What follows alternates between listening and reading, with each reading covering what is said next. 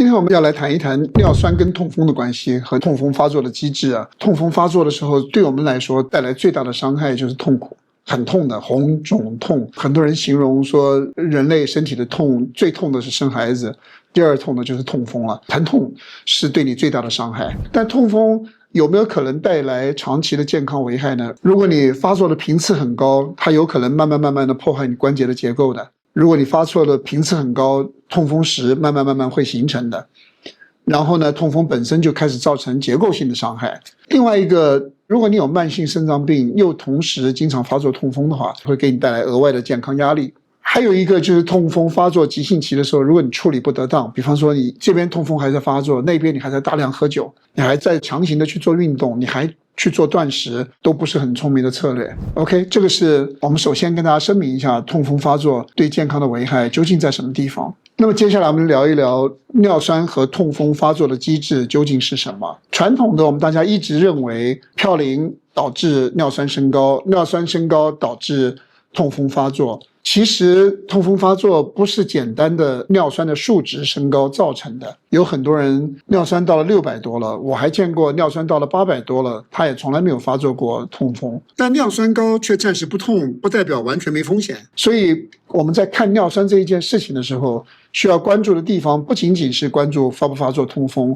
我们更需要关注的是我们的代谢健康好不好。那么尿酸跟痛风发作的关系是什么呢？尿酸并不是尿酸高了以后就直接导致你关节开始痛了，因为我们的身体是可以溶解尿酸的，在血液里面会被溶解的。当血液里的尿酸长期处在过饱和状态的时候，尿酸盐就可能慢慢形成结晶。这种结晶是很微小的结晶，我们不一定摸得到，我们不一定看得到，但是它会形成结晶。而这种结晶呢，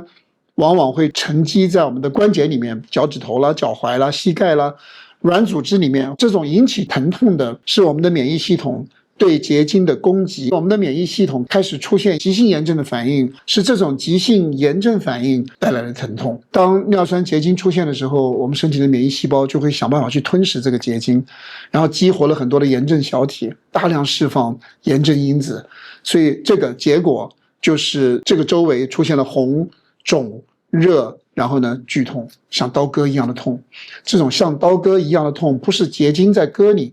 是急性炎症，非常的厉害。那么为什么有些人尿酸高可是不会发作？尿酸高不会发作痛风，关键的因素有几个。第一个，它尿酸的波动很小，尿酸是稳定的。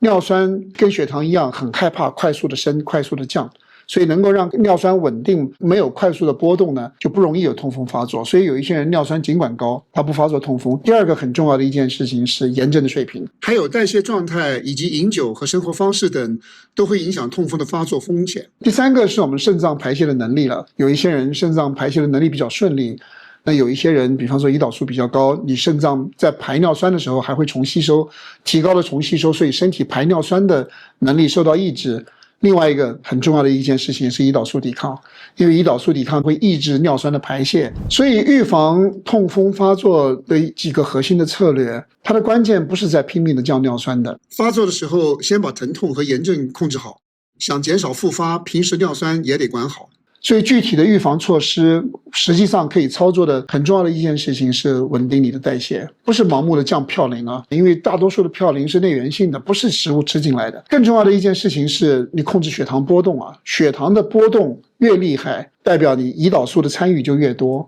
在这样的情况下，你尿酸更容易出现结晶的。所以把血糖控制好，把胰岛素控制好，让你身体尽可能的脂功能，不依赖糖功能。下面一个就是避免果糖型的尿酸暴涨，你不要喝果汁，果汁里面的果糖全部都已经游离了，这种游离的果糖最快的就冲进你的肝脏细胞里面去。如果你要吃水果，少量的，一次不要吃很多的水果，一天可以多吃个2次或3次。还有一件事情各位要注意了，就是断食。做断食的人你要了解，如果你是高尿酸，如果你是高炎症，断食时间越长，尿酸可能越高，所以避免尿酸暴涨暴跌啊，要避免尿酸的波动。还有一个就是不要很快速的拉低你的尿酸，短期时间里面极端的饮食，突然之间把饮食里面的蛋白质通通拿走，其实是不恰当的。你降尿酸稳定的、缓慢的、慢慢的降下去才是正确的。然后呢，你要保证身体水合的状态，很重要的被忽视的。第一，水分要充足。千万不是猛灌